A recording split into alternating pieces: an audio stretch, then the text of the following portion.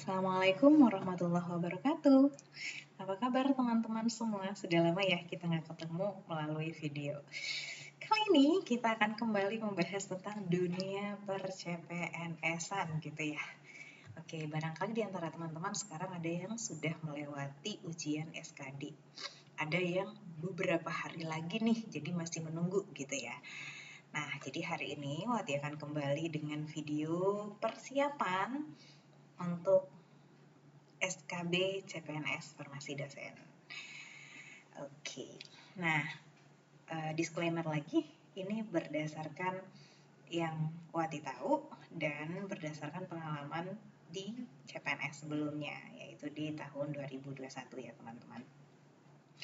Nah, untuk SKB CPNS Formasi Dosen itu ada 3 yang akan teman-teman hadapi, yaitu SKB CAT, lalu yang kedua wawancara, lalu yang ketiga micro teaching.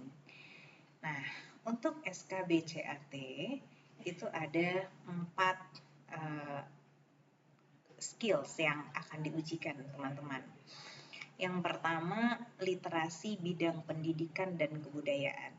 Jadi di sini teman-teman bisa saja ditanyakan tentang kebijakan, bisa jadi ditanyakan tentang pelaksanaan pendidikan, lalu bisa jadi juga ditanyakan tentang kasus-kasus yang terbaru yang berkaitan dalam bidang pendidikan dan kebudayaan gitu. Dan karakteristik dari soal ini adalah soalnya panjang-panjang. Jadi meskipun soalnya objektif ABCDE, itu konstruksi soalnya itu panjang-panjang gitu. Jadi makanya literasi sangat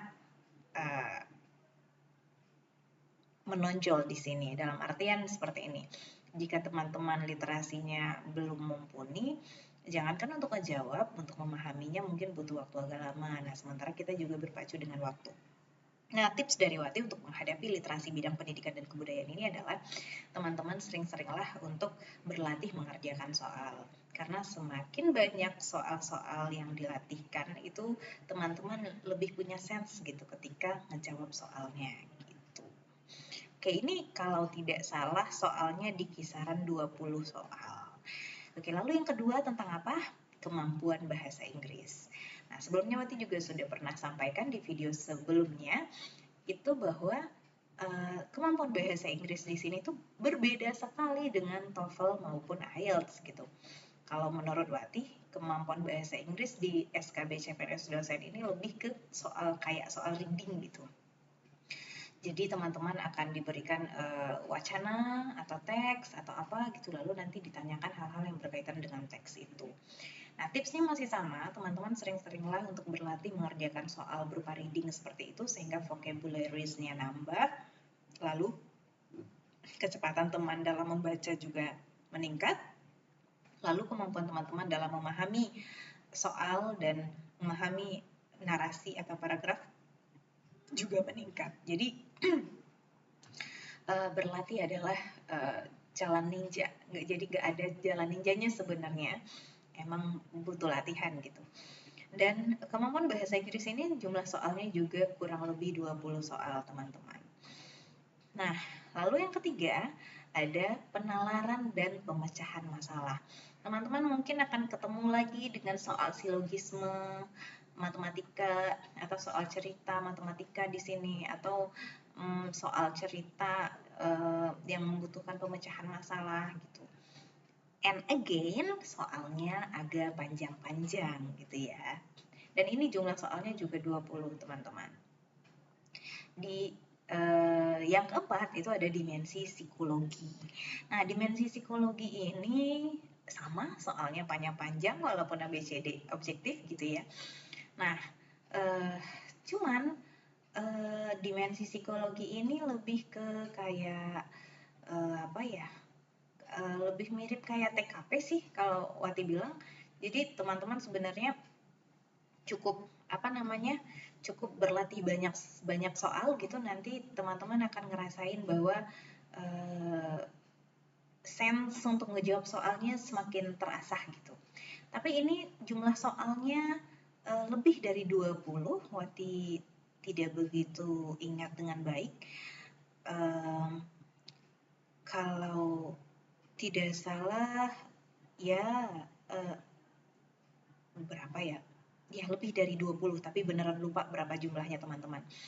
Nah, itu adalah 4 yang diujikan di SKB CAT.